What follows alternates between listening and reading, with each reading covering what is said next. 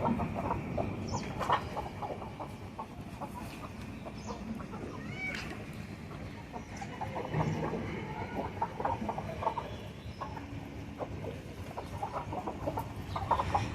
Friends, welcome to Medak జాతి కోళ్ళు.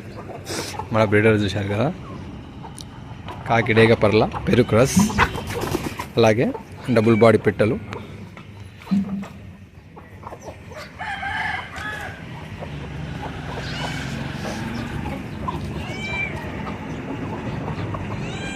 మనకైతే ప్రజెంట్ అయితే మన ఫామ్లో అయితే ఎగ్స్ అయితే స్టార్ట్ అయిన అవైలబుల్గా ఉన్నాయి.